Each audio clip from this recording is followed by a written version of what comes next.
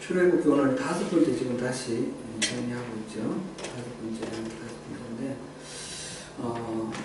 출애굽기는 우리가 죄의 노예 상태에 있을 때부터 구원받고 훈련받아서 온전한 하나님의 백성으로 살아가는 때까지의 과정을 역사적인 사건으로 예표를 삼아서 그렇게 기록해 놓은 성경입니다. 지난 4번까지 살펴본 내용을 보면 하나님이 고통 중에 부르짖고 있는 이 이스라엘 사람들의 그 형편을 다 보고 듣고 알고 계셨다는, 그래서 하나님이 모든 은혜로 10가지 재앙까지 포함해서 그들을 건져내셨다 하는 것을 봤습니다. 먼저 사람들이 뭐 어떻게 하기 이전에 하나님께서 은혜를 베풀어 주신 것, 그 다음에 유월절 어린 양 그 피를 바른 그 집을 지나가심을 통해서 하나님이 우리를 구원해 주신 것, 그 다음에 또 홍해를 건너므로써 세례하는 것, 과거와의 완전한 단절, 그거를 보았고요. 그 다음에 지난주에는 그 러비딤에서 반석에 물이 나오는 걸 통해서 광야에서 계속해서 하나님께서 우리를 단련시키고 훈련시키셔서 하나님 나라 백성으로 만들어 가시는 성화의 과정, 이것을 우리 보았습니다. 오늘은 이제 언약 체결하는 그런 장면입니다. 19장에서 우리 19장부터 24장까지가 이제 시내산 언약 체결의 기록인데요. 이스라엘 자손은 그 출애굽을 해서 이제 광야를 거쳐서 시내산에 도착을 했는데, 도착한 게 바로 19장 앞에 나오죠. 셋째 달에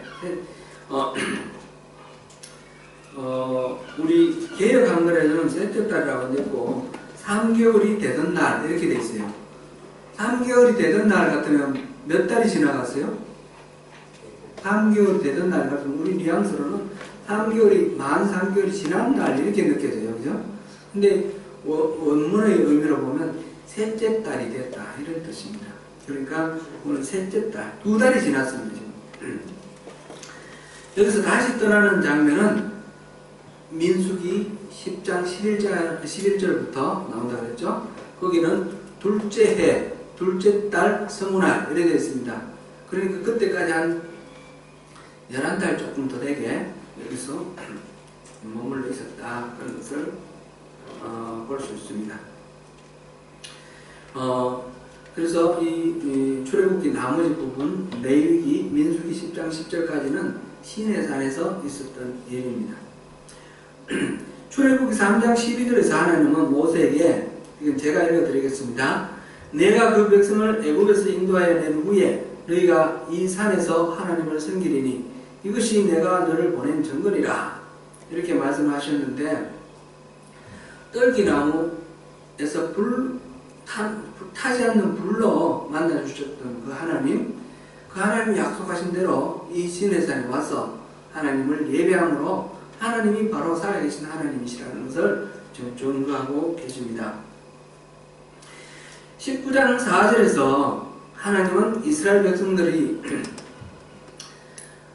백성들을 이집트에서, 오늘 목이 계속 안 좋네요. 죄송합니다. 약간 이렇게 불편하게 해드리는 것 같아서 죄송한데 용납해 주십시오. 이스라엘 백성들을 애굽에서 출애굽해내서 그 다음에 이들을 데리고 가고 싶어하는 종착지가 어디라고 했죠? 하나님 자신, 그죠? 하나님 자신이라는 것을 말씀해 주십니다. 우리 19장 4절을 한번 찾아보겠습니다. 19장 4절. 19장 4절. 출애굽기 19장 4절.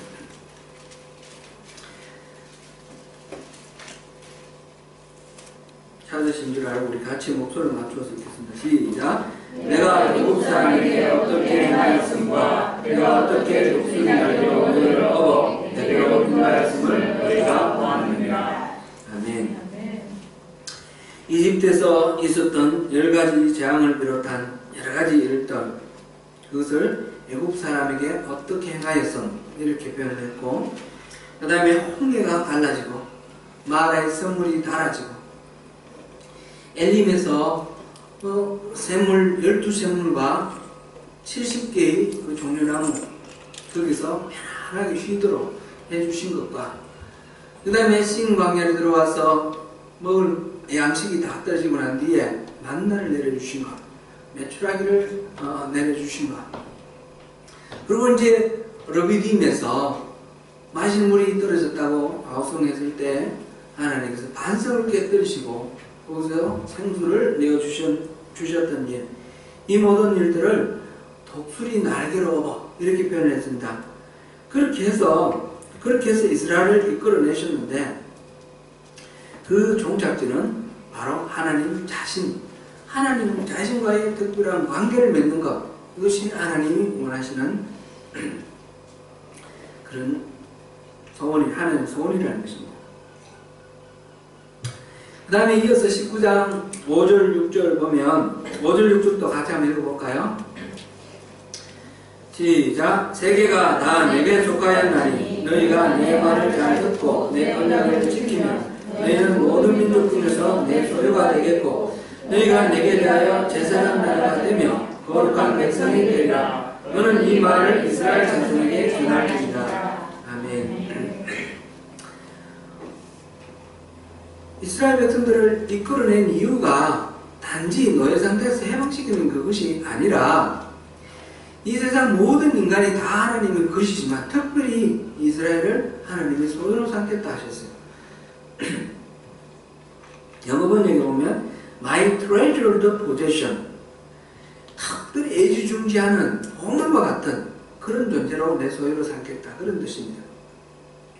그리고 제사장 나라, 거룩한 백성. 제사장 나라는, 제사장이 뭡니까? 죄인을 하나님께로 인도하는 역할을 하는 중재자 아닙니까? 곧 이스라엘을, 이 만방에 있는 열국의 모든 백성들을 하나님을 알게 하고 하나님께로 나아가게 하는 그런 중재자 역할로 이 이스라엘 백성들을 세우겠다는 그런 말씀입니다. 하나님의 이 소원은 창세기 12장에서 아브라함을 선택할 때 품으셨던 그 소원이고, 또 창세기 15장 18절에 언약을 체결하는데 짐승을 쪼개놓고 그 가운데 하나님 지나시면서 언약을 체결하신 그 언약, 횃불 언약이라고 하고, 이 은혜의 언약을 말하자면 여기서 성취하시는 것입니다. 오늘 본문 시인의 산에서 하나님은 새롭게 언약을 체결을 하시는데, 그 언약의 체결 형식이 예배의 형식입니다. 말씀을 들려주시고 반드시 지키겠다고 이스라엘 백성들이 반응을 합니다. 그리고 번제와 화목제를 받으십니다. 이 언약이 체결된 뒤에는 25장에서부터 31장까지 성막의 설계도에 대한 이야기가 나오고, 그 다음에 35장부터 끝 40장까지 성막의 실질적인 건축, 그 내용이 나오는데, 이 성막이 바로 하나님과 함께하는, 하나님과 만나는 예배입니다. 이 언약을 성립시키고 그 다음부터 예배하게 하시는 것이고요. 중간에 32장부터 34장까지 우리가 잘 아는 대로 황금송아지를 만드는 그런 장면이 나옵니다. 이 언약이 깨뜨려지는 것이죠. 하나님을 예배하는 것이 파기된, 언약의 파기와 언약을 새롭게 갱신하는 그런 장면이 나옵니다. 여기서 하나님께서는 이스라엘을 쓸어버리고 모세, 너와 다시 시작하겠다, 이렇게 말씀하십니다. 모세는 아닙니다. 차라리 내 이름을 생명책에서 빼시더라도 이스라엘을 용서해 주세요. 그렇게 이제 말하자면 기도를 통해서, 중보 기도를 통해서 대의를 하고 있습니다. 그 다음에 이제 하나님께서 모세의 말을 듣고, 우리 좋다, 죽이지는 않을게. 내가 너희들 조상에게 약속한 가나안 땅, 거기에 있는 그 7개 부족 다 청소하고 깨끗하게 해서 너희들 올려보낼 테니까 올라가서 잘 살아라. 나는 가지 않겠다. 그렇게 하나님 말씀하셨을 때 모세는 하나님이 가지 아니하시려거든 우리도 올려보내지 마십시오. 모세의 이야기는 하나님이 계신 곳이 그곳이 비록 광야더라도 그곳이 하나님 나라고 하나님이 안 계시면 아무리 적과 꿀이 흐르는 가나안 땅이라도 의미가 없다는 것을 고백합니다. 이러한 언약의 파기와 갱신, 그 사이에서 하나님과 모세의 대화, 이걸 통해서 하나님의 속마음이 뭔지 보여주십니다. 하나님의 속마음은 무엇이었습니까? 이스라엘과 친밀한 관계를 이루는 것입니다. 이스라엘을 하나님의 소유로 삼으시고 제사장 나라로 삼으시고 거룩한 백성으로 삼는 것이 하나님의 소원입니다. 그래서 이 하나님과 늘 만나는 상황, 그게 바로 예배입니다. 하나님의 그 소원은 다름 아니라 예배 가운데 하나님과 함께하기, 우리 이스라엘과 함께하기를 원하시는 것입니다. 이것은 이 하나님의 소원은 이 성경을 읽고 있는 오늘 이 말씀을 보고 있는 우리에게도 똑같이 적용이 됩니다. 하나님의 소원은 죄와 압제 가운데 있던 우리를 건져내셔서 구원하시는 것입니다. 그래서 구원하신 것으로 끝나는 것이 아니라 우리를 이끌어 하나님 소유, 제사장 나라, 거룩한 백성으로 삼으시는 것입니다. 여기에는 두 가지 목표가 있습니다. 하나는 구원받아서 우리 삶이 하나님을 예배하는 것. 또 하나는 우리가 제사장 나라가 되어서 우리를 통해서 죄인들이, 세상에 있는 모든 죄인들이 하나님을 알고 하나님께로 나오게 하는 것. 그것이 하나님이 우리를 부르시고 우리를 자녀 삼으시는 그 목적이십니다. 하나님은 이 일을 이루시기 위해서 여기서 언약식을 체결하는데 언약식의 가장 핵심적인 게 언약의 피가 있습니다. 하나님의 뜻을 들은 이스라엘 백성들은 여호와께서 명하신 대로 우리가 다 행하겠습니다. 다 준행하겠습니다. We will do everything the Lord has said. 이렇게 응답하였습니다. 그렇게 응답함으로 하나님과 이스라엘이 언약이 체결되었습니다.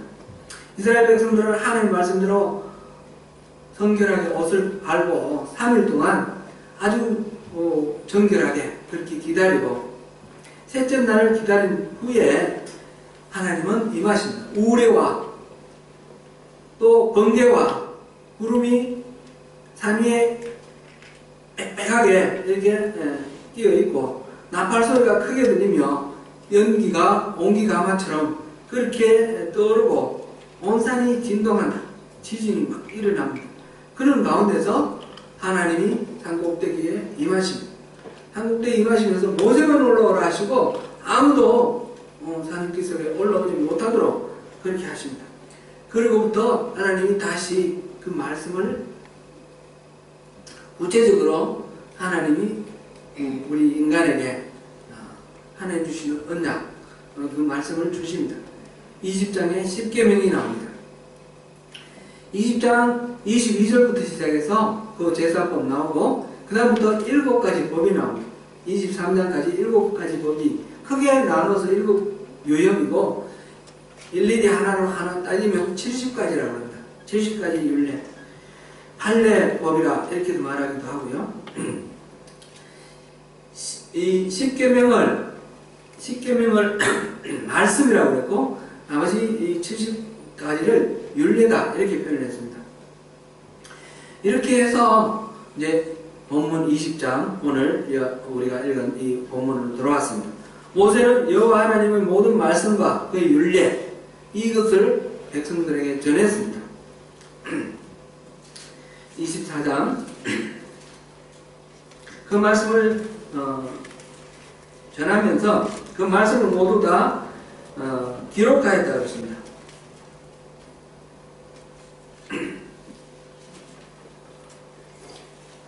3절에 다 전하니까 이스라엘 사람들이 뭐라 했습니까? 앞에서 19장에서 말했던 것처럼 똑같이 우리가 다 준행하겠습니다. 우리 약속했고 모세는 그것을 다시 기록하고 다시 그것을 낭독해 줍니다. 십계명과 언약서를 낭독해 줍니다. 낭독해 주니까 7절에 다시 우리가 준행하였습니다. 그렇게 말합니다. 그 사이에 모세는 제단을 쌓고 청년들에게 이 번제와 화목제를 드리게 합니다. 그때는 제사장이 세워지지 않았기 때문에 청년들을 지켰고, 이 제단도 성막이 세워지지 않았으니까 그 원시제단, 아브라함이 가나안에 왔을 때 머무는 곳마다 제단을 세웠죠. 똑같은 그런 원시제단. 출애굽기 20장 22절부터 나오는 그 제단, 토단을 쌓으라고 했습니다. 돌을 전으로 쪼지 말고 토단을 쌓아라. 그 토단에서 지금 번제와 화목제를 드립니다. 번제는 우리가 아는 대로 완전히 다 태우는 것입니다.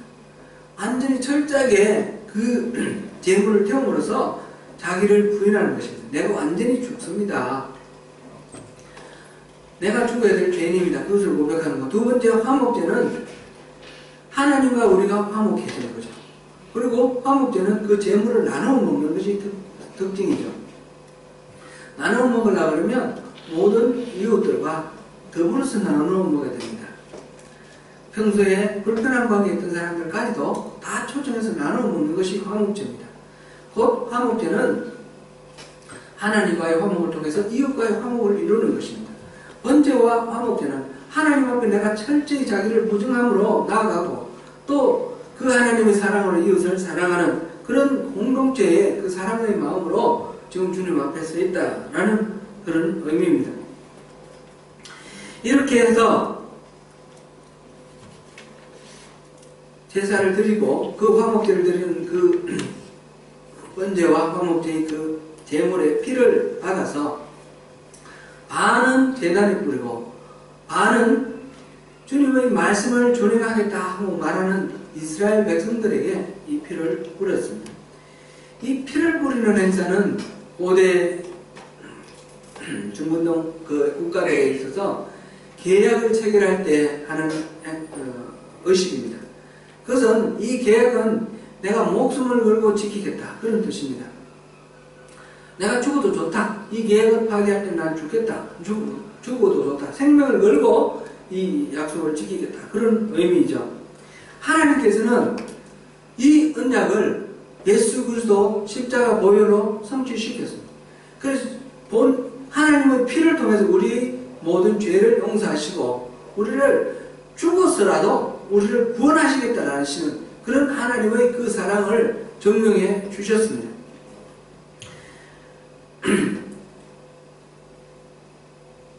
하나님 편에서 피로써 맹세하신 그 언약, 예수 그리스도의 피로 성취되었습니다.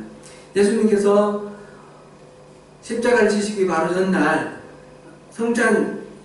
성만찬을 제정을 하십니다. 제정하실 때에 포도주를 돌리실 때에 이것은 오늘 우리 이제 성만찬 할 때 마찬가지죠. 이 잔은 죄사함을 얻게 하려고 많은 사람을 위하여 흘리는 피, 언약의 피다. 그렇게 말씀하셨습니다. 신약시대에 예수 그리스도의 피로 맺어진 새로운 언약은 구약시대의 짐승의 피로 맺어진 그 언약과는 전혀 다른, 차원이 다른 그런 새로운 언약이 되었습니다. 그 차원은 첫 번째로는 그 효과가 유효기간이 무한대로 영원하다는 것입니다. 이 짐승을 잡은 그 언약의 그 유효기간은 죄를 지은 것 하나하나에 해당됩니다. 대속죄일날은 대속죄일날 잡은 짐승은 1년간 유효합니다. 그러나 예수 그리스도의 보혈의 피는 영원히 유효합니다. 두 번째로는 그 효과가 비교할 수 없도록 탁월하다는 것입니다. 히브리서 8장 10절을 한번 우리 찾아보겠습니다. 히브리서 먼저 10장 14절부터 읽겠습니다. 히브리서 10장 14절 같이 한번 읽어보겠습니다. 시작! 그가 거룩하게 된 자를 한 분의 제사로 영원히 온전하게 하셨느니라. 이 유효 기간이 expiration 없습니다. 영원히 유효하고 그렇게 예수 그리스도의 보혈의 이 능력이 영원하다는 것을 보여줬고요. 그 다음에 8장 10절 보겠습니다.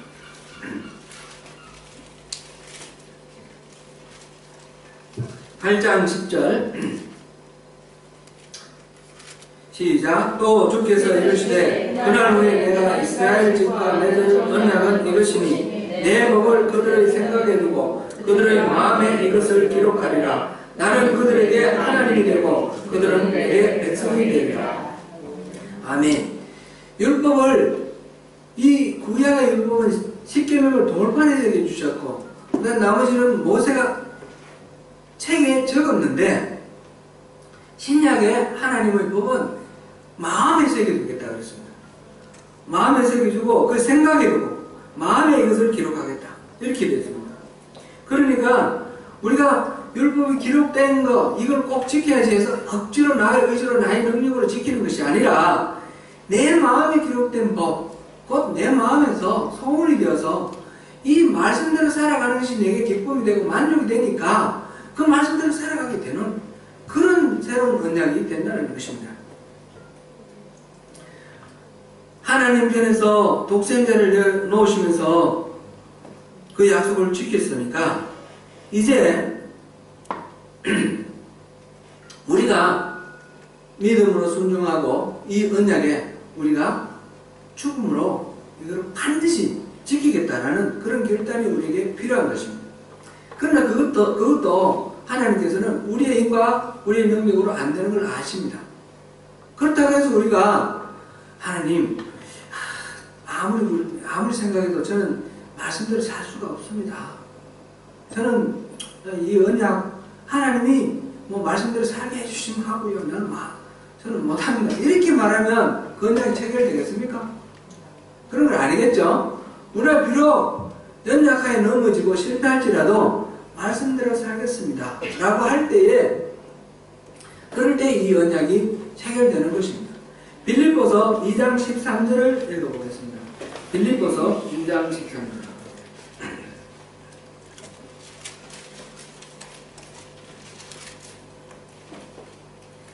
시작. 너희 안에서 행하시는 일은 하나님이시니 자기 기쁘신 뜻을 위하여 너희에게 소원을 두고 행하게 하시나니.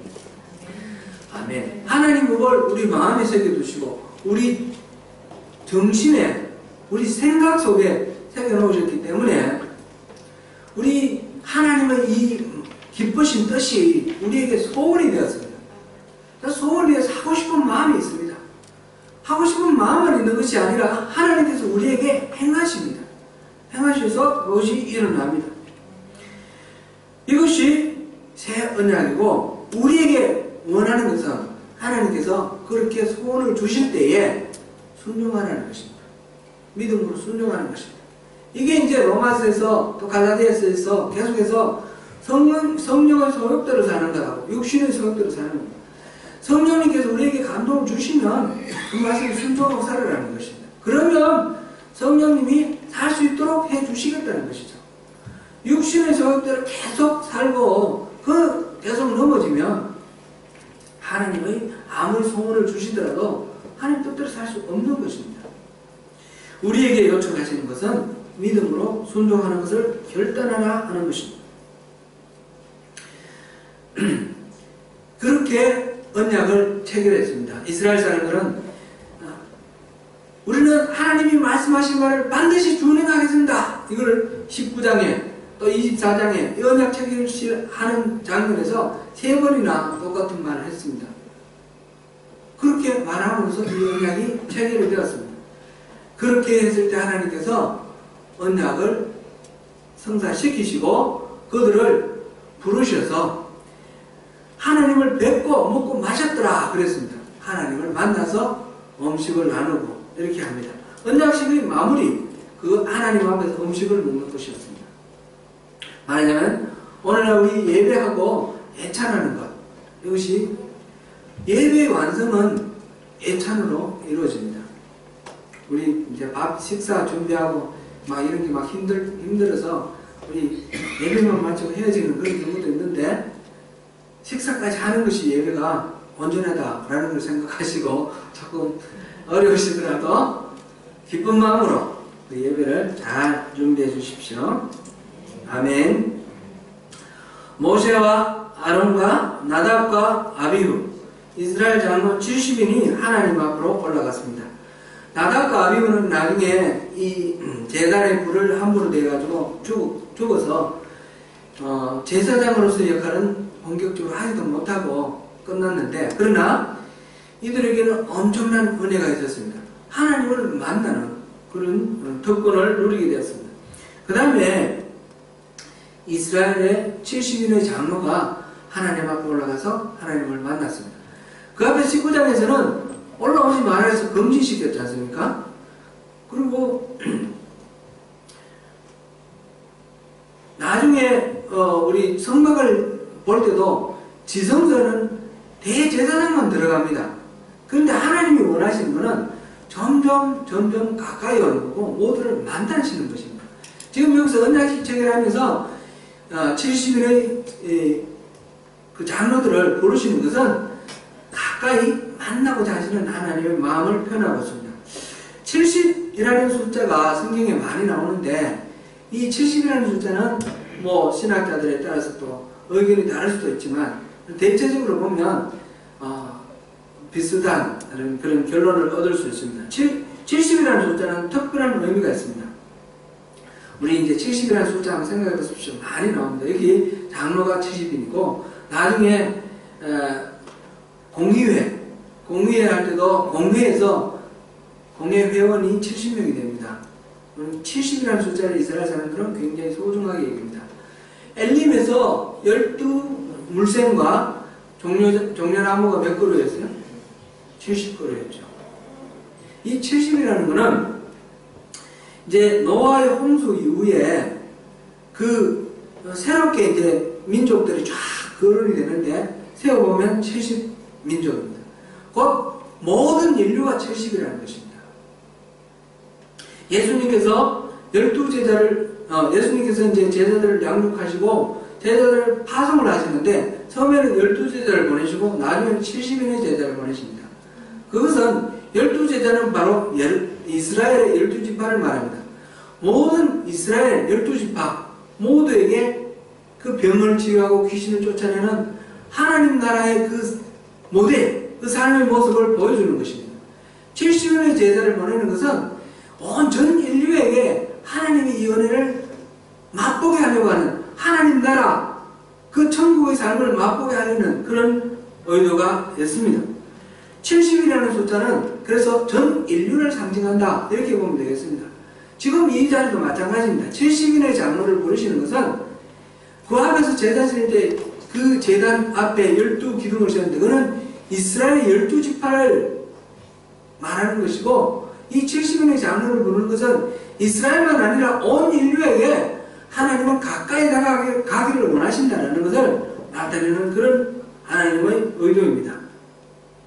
그렇게 해서 70인이 모세와 아론과 나답과 아비후와 더불어서 하나님을 만납니다. 자, 하나님을 보았다, 이렇게 되어 있죠. 이 본문을 보면 하나님을 보았습니다.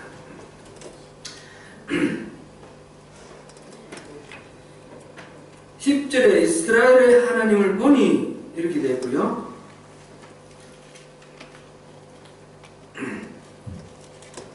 11절 끝에도 하나님을 뵙고 먹고 마셨더라. 성경에 보면 하나님을 본 사람이 없다고 그랬습니다. 출애굽기 30장 20절 한번 보겠습니다. 30장 20절. 30장 20절은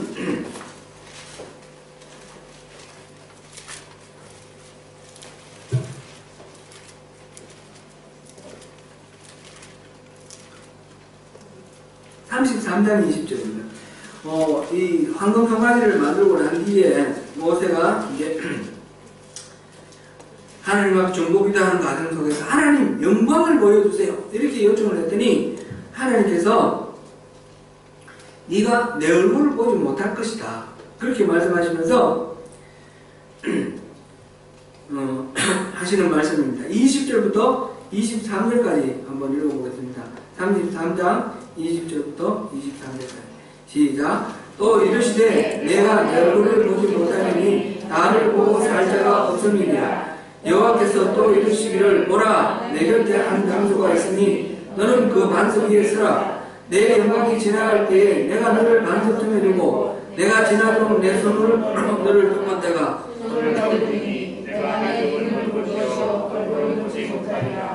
아멘. 성경에서 모세는 하나님이 내 친구라고 말씀하셨던 그런 사람입니다. 그래서 늘 친구를 대하듯이 그렇게 대해주셨고 마음속을 다른 사람들에게는 아론과 미리암이 반역을 했을 때 그렇게 했는데 다른 사람에게는 꿈으로나 또는 환상으로 보여주셨지만 모세에게는 직접 말씀하셨다고 그랬습니다. 그렇게 친밀하게 대해주셨던 모세에게도 하나님 얼굴은 볼 수 없다 하셨고 뒤만 보았다 하셨는데 지금 여기서 24장에서는 하나님을 보았다 그랬거든요. 그러고는 어떻게 봤는 것인가 잘 모르겠습니다. 10절 보니까 오늘 본문 10절 한번 읽어보겠습니다. 이스라엘의 하나님을 보니 그의 발 아래는 청옥을 폈다고 하늘같이 청명하더라. 하나님을 보았는데 하나님의 모습에 대한 이야기는 안 하고 발 아래를 가는 것입니다. 청목, 사파이어가 이렇게 페이버먼트로 길로 이렇게 쫙 깔려있는 그런 모습을 말하고 있습니다. 그래서 하나님의 모습은 못 보고 자리만 봤다. 에스겔서에서는 하나님의 보좌를 보았다 그랬는데 그 하나님의 보좌를 보았다 이렇게 말하기도 하는데 그 뒤에 11절에 하나님이 이스라엘 자손들의 존귀한 자들에게 손을 대지 아니하셨고 그들은 하나님을 뵙고 먹고 마셨더라. 이 말씀은 무슨 뜻일까요? 손을 대지 아니하셨다. 이 말은 보통의 경우 같으면 이런 상황에서는 손을 대어서 죽는 것이 정상이지만 이때는 안 죽이셨다. 이 말이에요. 그러니까 이스라엘 사람들은 하나님을 보았다라는 게 맞는 말이에요. 그죠? 보았습니다. 어떻게 보았는지 하나님은 영이시니까 우리가 육신으로 하나님 얼굴을 어떤 할아버지 봤다 이런 뜻은 아닐 거고 어떻게 하나님을 보았는지는 이 성경을 기록한 사람도 설명할 수가 없어요. 그래서 하나님을 봤다 그리고 기껏 설명한 것이 그 자리를 보니까 청목이 이 도로가 깔린 것처럼 그렇게 하늘같이 그렇게 청명하더라 이렇게 말해서 그렇게 표현을 했습니다. 그런데 하나님을 보았다는 거죠. 어떤 형식으로든지 하나님의 그 살아계신 임재하심을 그들은 경험을 하였다라는 것을 여기서 나타내고 그랬을 때에 손대지 아니하시고 그들과 더불어서 같이 음식을 먹었습니다. 이 언약식의 마지막 식사는 성경에 여러 가지 예들이 있습니다. 이삭이 그랄 왕과 함께 언약을 체결할 때도 식사를 하고 또 야곱이 도망 나오다가 추격해온 자기 삼촌 라반과의 그 불가침 조약, 그 평화 조약을 체결할 때도 이 식사를 합니다. 음식을 나눕니다. 그래서 언약식의 마지막은 음식을 같이 나누는 것이다. 이래서 우리는 친구다. 우리는 한편이다. 그런 사실을 표현하고 있고 이런 언약식이 아니더라도 일반적으로 식사를 같이 한다는 것은 그런 식으로 우리는 한편이다라는 것을 나타내는 의미가 있습니다. 요한계시록 3장 20절 우리가 잘 아는 말씀이죠. 볼지어다 내가 문 밖에 서서 두드려놓으니 누구든지 내 음성을 듣고 문을 열면 내가 그에게로 들어가 그와 더불어 먹고 그는 나와 더불어 먹으리라. 여기서 예수님이 문을 두드려서 문 열어주는 사람 집으로 들어가서 같이 먹는다. 같이 먹는 사람은 어떤 사람이에요? 그 한 집에서 살면서 같이 먹는 사람? 이게 바로 식구 아닙니까? 그죠? 먹을 식자, 입구자, 식구, 가족이라는 것이죠. 예수님이 들어오셔서 가족이 되시겠다. 친밀한 관계로 들어오시겠다. 그런 말씀입니다. 식사를 한다는 것은 그런 의미입니다. 언약을 체결하는 것은 다름 아니라 이렇게 하나님과 친밀한 관계 안에 들어가는 것을 공식적으로 이렇게 인정하는 쌍방간에 인정하는 것을 말합니다. 실제로 하나님의 소유가 되고 제사장 나라가 되고 거룩한 백성이 되는 것입니다. 단순히 하나님의 소유로 하나님 주시는 복만 누리는 것이 아니라 제사장 나라까지 가는 것입니다. 첫 번째를 우리가 이제 다른 말로 표현하면 하나님의 자녀됨입니다. 이거를 선십, 하나님의 자녀됨, 선십이라고 말할 수 있고, 두 번째는 제사장 나라가 되는 것. 이거는 바로 하나님 나라를 일궈내는 킹덤 빌더, the kingdom of God, 하나님의 왕국의 킹덤 빌더가 되는 것입니다. 이것은 제가 계속해서 신앙의 본질을 말할 때 두 가지 말씀드렸는데, 첫 번째가 뭐라 그랬습니까? 하나님을 알고 사랑함으로 친밀한 관계에 들어가는 것. 두 번째로는 하나님의 뜻을 알고 동력자의 삶을 사는 것. 첫 번째 바로 친밀한 관계가 바로 선십에 해당되는 것이고, 두 번째 이 동력자의 관계가 바로 킹덤 빌더. 킹덤 빌더는 다른 말로 킹십 이렇게 말할 수도 있습니다. 왕으로서 세상을 다스리는 겁니다. 세상을 정복하고 다스리라고 그랬을 때 그 다스리는 것. 창세기에서 말씀하신 하나님의 문화명령, 생육하고 번성하고 충만하라, 이 땅을 정복하고 다스리라 그랬는데, 그 다스림, 그거는 내 멋대로 내 욕망대로 함부로 이 세상을 해도 된다 그런 뜻이 아니라, 하나님이 위임해 주시는 그런 왕으로서 이 세상을 하나님의 뜻이 이루어지는 그런 세상으로 만들어라, 그런 의미입니다. 그게 바로 킹덤 빌더이고, 그게 바로 킹십입니다. 사랑하는 성도 여러분, 인생의 광야를 살아갈 때 우리가 어떻게 살아가야 하는가? 하나님은 일방적인 은혜를 베풀어 주셔서 우리를 건져내 주셨고, 세례를 받음으로써 우리는 과거가 단절하고 옛사람을 접고 새로운 사람으로 다시 새로운 피조물이 되었습니다. 광야를 통해서 하나님은 끊임없이 우리에게 하나님 살아계심과 하나님이 우리에게 공급해 주심과 우리를 보호해 주심을 끊임없이 증명해 주십니다. 하나님은 우리가 다시 끊임없이 우리가 하나님을 시험하지만 하나님은 끊임없이 증명해 주십니다. 그 과정을 거치면서 하나님께서는 언약을 체결하고 온전히 하나 되기를 원하십니다. 하나님이 하나님의 자녀로서, 하나님의 킹덤 빌더로서 친밀한 하나님과의 관계를 맺고 하나님의 동력자로 사는 삶, 그것이 우리를 부르시는 하나님의 목적입니다. 하나님의 손을 잡고 인도하심을 따라 하나님께 나아가 먼저 하나님을 깊이 만나는 이런 하나님을 경험하는 삶이 우선돼야 되겠죠.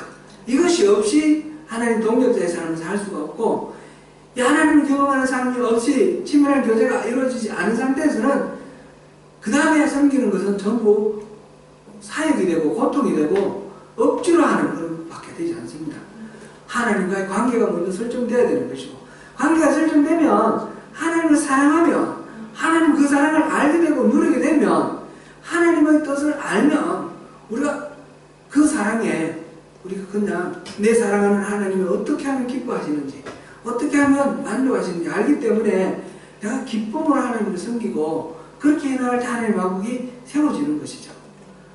친밀한 관계, 하나님의 동력자, 하나님의 자녀, 선십, 하나님의 나라, 킹덤 빌더, 같은 말입니다. 하나님을 만나고 함께 먹는 친밀함 속에서 하나님을 사랑할 때 하나님 소원을 이루어드리는 동력자의 삶을 살게 되시는 저와 여러분 되시기를 축원합니다. 기도하겠습니다.